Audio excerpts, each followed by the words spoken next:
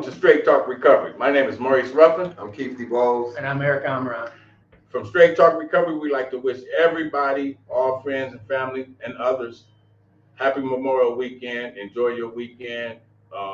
Be safe out there in your travels. God bless you all. Today's topic is about people, places, and things. So we're just going to just discuss about things in recovery, about being in places, going back home, people that we love, old friends, ones that they don't really mean harm, but they're still in their addiction, um, things that trigger us. And for me, I'm gonna just say stress. Stress is a big thing for me. I don't handle stress very, very well.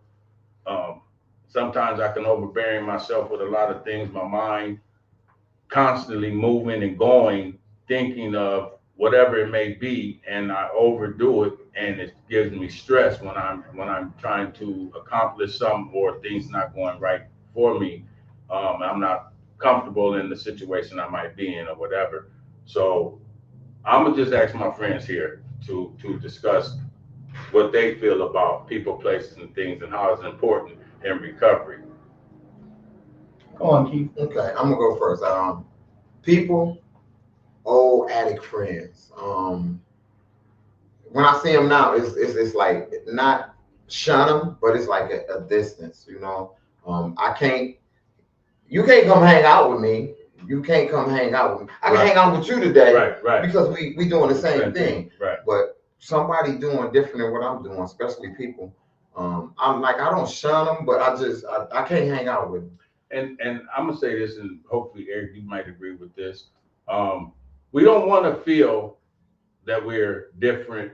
No, You know what I'm saying? yes. Like we better than anybody Yeah. as far as in this recovery, because we've been there. But once you make that decision to change, That's what it is. we don't want to offend no one. I would say it like that. Would y'all agree with that? Like, Yes. Okay, and I would say places, I can't go to them. I can't go around. Me being from Grand Rapids, I know a whole bunch of dope spots. Can't go. I can't frequent them. Period. I don't got no reason to be there yeah, unless I'm finna get high. Like they say, if you keep going to the barbershop, You get your hanging out haircut. at the barbershop, you're Understood. gonna get a haircut. People, places, and things that trigger me. A lot of money, keeping a lot of money on me. Cause I get to the point where I can do one and I can't do none. One is too many, and 1,000 is Not never enough. enough. So yeah, that's where I'm at with it. People, places, and things for me is it's dangerous, especially for the addict inside me. Um, but I've learned that if I stay away from people, places, and things, and change my surround myself with people Positive that's people. positive people that's searching for the same thing that I'm searching same for. goal. Yeah, recovery, sobriety, doing the next right thing. Yeah, I'm safe. I know how to do that today. I definitely would agree with you that. So what would your input would be, E, about So- this? While you guys were talking, I was trying to think in my head the last time that I was triggered to use, like the last time I wanted to use. And I don't remember because it's been so long. Right. Like anytime So not there's, to cut you No, off. it's okay. Just real one thing, long-term sobriety right here. So Yeah. he don't have to fight like we fight right now. Yeah. But go ahead, not to cut you off. no, it's okay. Like I just passed the 10-year mark in April. And, Bravo. man. and like now, like everything is like damage control. Like if I'm hurt, it's damage control. If I'm broke, it's damage control. And none of it includes drinking or using because I've succeeded in creating a life I don't want to escape from. So why would I want to escape from something that I created, Right. However, I will say that in early recovery, people, places, and things were very important. Like my mom gave me the best piece of advice one time. She goes, "It takes everything you got to become a healthier person. You don't have time for anybody else." Right. And I say that. I say that a lot. Yeah. So like I became a ghost. Like the first 2 years, If you wanted to get a hold of me, you were calling me, and I realized just how many people weren't down for Eric's ride. You know, I lost a lot of people that I thought were friends, but they really weren't friends. So, you know, it was what it was. But through recovery, you know, I found people who are truly friends who just want to be around you because of who you are, you know, and that's the main thing is Being it's like- genuine. yeah, but they always say like find your tribe, right? Right. You know, your tribe may change through the years, but the core values of sobriety, you know, should be at the forefront. Right.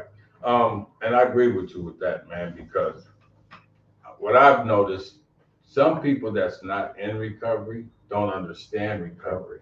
You know, they can use your past against you, which can cause a person to relapse. Well, You they know? can try to use it. Well, you they know can what I try, mean? but they want you to stay in that stigma of being an addict. You know what I'm saying? Like we're gonna always have that inside us. Like we have to be careful. Even eating, drinking, candy, Everything. everything. Sex, gambling. Sex, gambling. Yeah. Because we also have a lady that's gonna want to share a story about that too. And that's very deep. So we just have to be very careful and cautious as we go along in our recovery. You know, and Absolutely. you never know when you will be triggered or tested in certain areas that you might not be prepared for. You know. You know, when I was in the hospital last month, they did this procedure. It was called a right arm catheter, and the surgeon came in and she goes, "Okay, so we're gonna manage your pain with fentanyl." And I'm just like, "Isn't there something else we could use?" Right. You know, and she goes, "Well, you know, we can give you a local, but it's gonna hurt." I go, "Well, then I guess it's gonna hurt. Like you just came right out the gate with fentanyl. Like I said, you give that to the wrong person, and They then there's a problem, right?" Right. I did the local and I didn't feel a thing. Right? It felt like my arm was still my arm. There was no pain. I mean, when we got done, when I was in post-op, like I educated that doctor on why it's a bad idea to just lead with fentanyl. Yeah. Like give the person the option. Do you want a local or would you like something stronger? Don't even mention fentanyl if you don't have to. And it was crazy. It was crazy. Yeah, It's you not just rolled funny. out with it. Like here's some fentanyl. Right. It's like, shit. This is the number one thing that they fighting against it, but I'm gonna give it to you. Yeah. But you know what? Some people don't even look at prescription drugs as can be addicted. Right. They can be addicted and don't even know they have this addiction Right. Well, until they run out. Right? Yeah, You it's know what coming I'm from saying? my doctor, so it's got to be okay. It's gotta be all right. Right. They're never Well, wrong, we were right? street doctors at one time. But Street pharmacist. Pharmacist, Mix this with this, and you'll be okay. It'll be okay. You know, and man, it's I thank God wholeheartedly for this journey. Yeah. You know, I probably wouldn't have never changed. I mean, if I could, I would rather go through what I'm going through now than to paint a picture for my success or how I would want life to be, because you learn a lot in this recovery. You get to understand and read people in this recovery, and you build your own surroundings. Because like when we're growing up, we kind of be whatever comes our way, we have to adjust to it. So you're talking about things today. Yeah, you know, and so now you can build your own umbrella. Right. You know what I'm saying? You can build your own circle, trustworthy people that you can truly trust, people that you have faith in, and faith is the substance that's not seen. So you feel that genuine love. We know what love, what we consider, what we think what love is, but love is unconditional. And I'm sure we all have seen that and felt that. Right. You know, no matter what you do, your mom can feel a certain type of way, but she loves her child.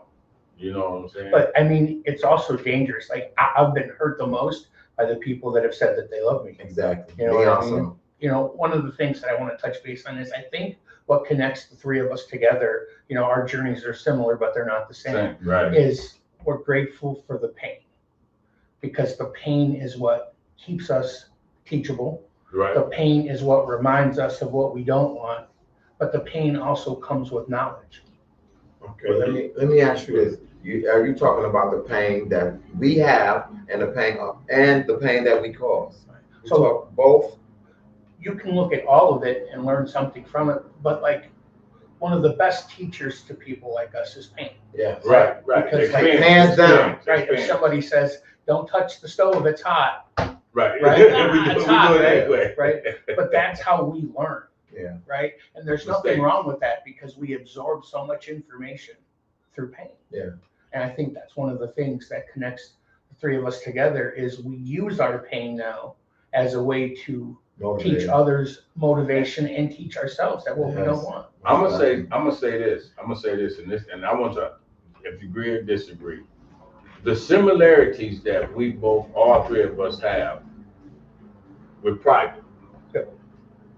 I can say that. Yeah. All three of us are private guys. Yeah. To say this because I've been around Keith for a long time, and he, just knowing you from the time period, about 2 years now, and just saying, watching your demeanor, you know, you kind of private a little bit. How I live today. Yeah. But it's all right though. Yeah. I'm It's all cool right. with it. Yeah. I love right. it. I You know like what that. I'm saying? And one day I came into your office, Mhm. and regardless of what I did something, and you was like, I'm not used to that.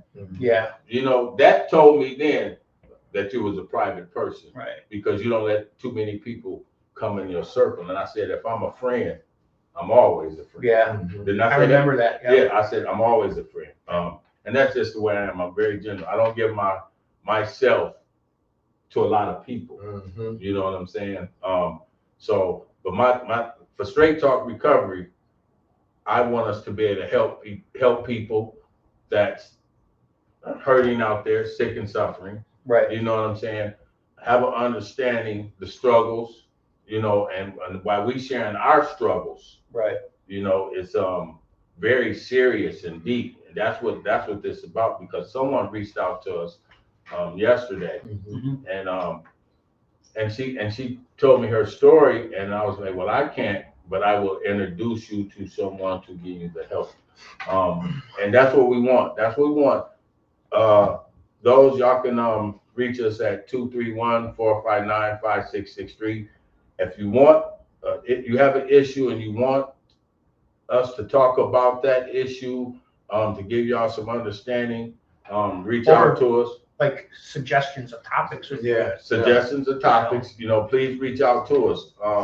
So we can work this out together, all of us. Mhm. Like we here trying to fix something that's serious out there in the communities, especially the bigger cities, even in the rural areas.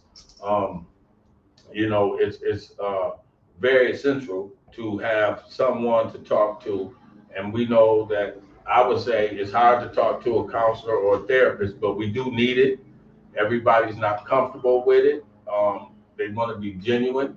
Right. Would y'all agree? I will agree. You know what I'm saying? That, you know, you want someone genuine. So please reach out to us. And I'm gonna say this. Go ahead. If you were sick, you'll go to a doctor. If you need some help, I would rather go to somebody who's been in my shoes, a recovering addict. Yeah. That's No, all I it definitely is. agree with that. You know, That's all of us. You know, like if So- someone is diagnosed with cancer, Yeah. Right. they can't go to a regular doctor and get treated. They go to a specialist. Specialist. Exactly. Yes. And it's the same thing with recovery. You Yeah. can't go to your local doctor and say, "Hey, help me." Yeah. You know, it could probably make things worse for you if you did that. Right. Right? Where recovery is the place you go, the only place you can go that you can get understood and you can get the proper care for Yeah. treatment. Right. You know what I mean? Yeah. And it's- Go ahead. I cut you off. Go ahead. some people don't like talking, like you said, therapists or counselors, and like with being in harm reduction, like there are other ways. Like some people golf, some people read as their therapy, some people, you know, playing with their kids are therapy, right? I mean, whatever it is, those thoughts have got to come out. Those toxic feelings Mhm. have to come out, or all you're doing is holding it in, and then sooner or later, wow. Yeah. Right. It explodes. Yeah. Come out the wrong way. And Right. I like how he said that because a lot of stuff I hold in Right. and it don't come out right. So when sometimes I can't wait to talk to my therapist. Right. I can't wait. Oh, That's listen, how I am too. I got to get this off my chest. And Right. before we can say hi and hello on our little Zoom thing, I need to talk about this Right. because I like to get that out of me because Right. it's a release. Right. And I don't have to carry it with me no more. Right. You know what I'm saying? And I truly believe that once you share and speak that out, it tears that layer, Right. you know, and you make yourself vulnerable to receive some information on how to handle Right. those things. You know what Like I'm saying? we wear our scars. I do. Very I wear proud mine. of Oh, definitely, I wear definitely. mine. You know, sometimes like communicating is a big issue in recovery. You know, I can say for me, like I might can just say, man, I'm stressing the F off. Like, you know, I'm stressing. And that's my way of saying I'm at my core. Yeah. Right. You know what I'm saying? I'm at the top. Is the red the meter is Ready to blow, y'all. It's there. Ready to blow. And somebody might just think, well, you know, they looking at me, say physically, the things I might do that, he just got some stuff on his mind. He all right. He all right. He'll be all right. He's But you not know, all right. I'm definitely not all right if I say I'm stressing. You know. You know, one of the things that I like about, you know, you and Keith are what's impressed me the most is how much you guys know about recovery, right? Like there are people that just become sponges and absorb the good, absorb the knowledge. And you guys both struck me as that when we were first talking about doing the podcast, because there were other podcasts that people wanted me to be a part of, and I just didn't think our views aligned. Right. You know, so like for me, it was just like I'd rather just not do it, you know. Right. But when we were talking about it and I started hearing how much that you guys really took seriously and really understood, like your stories can save people's lives. They probably already have. You just don't know it, you know? Well, I feel all three of us bring a lot to this table, man. That's why I definitely was like, you know, yeah, we waiting on you. You had a chair here. I appreciated that, man, because I didn't think I was ever getting better. But you I was are. like, let me call in.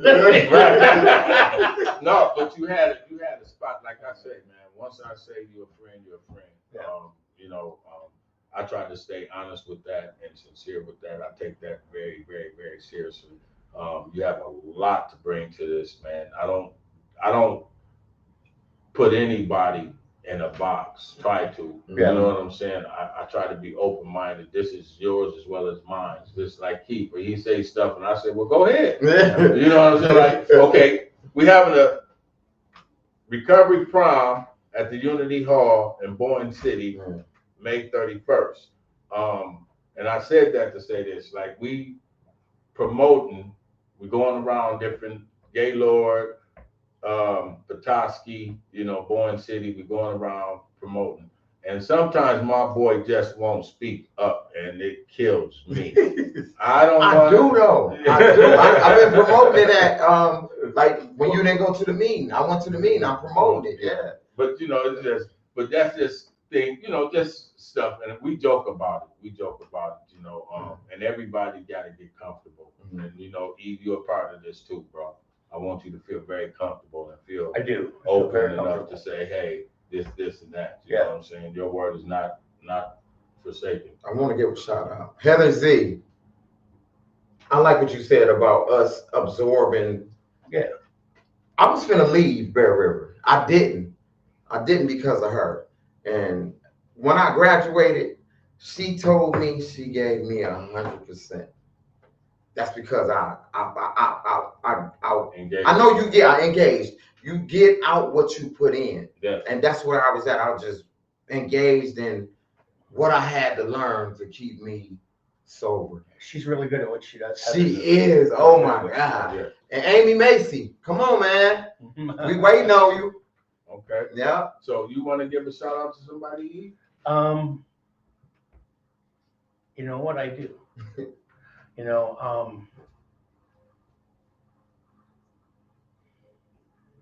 I totally blanked. That's all right. Next time, Okay. I'll give my re-shout out. Right. It just went Me, I'd dark. like to give a shout out to all family and friends and Me too. and everybody that's out there in recovery.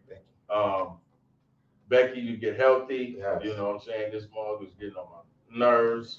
My life. I like to give a shout out to Mackenzie. Yeah. Tina, what's Tina? The Jervis. Lake Street Pub. Like Street. Tina, Lake Street Pub. Also Tina P. Tina Splain. P. The Pink and the Cake. Oh, Tina, I don't know. P. P. Tina P. Tina P. Tina P. Yeah, you Tina's gotta- playing too. yeah. I like to give a shout out to everybody at Bear River, all the staff. Shout out to the clients there. You know what I'm saying? Keep it up, those over there in Gaylord. I'm giving a shout out to y'all. Brett, you know what I'm saying? We coming to you. We're gonna directly come to you, bud. Okay. So with that, if that's it, we good. We're good. All right. I'm gonna say The last life is full of choices, and what you choose is how you live. Keep moving forward. Even a half step is still a step forward. And I say this: remain teachable. Peace.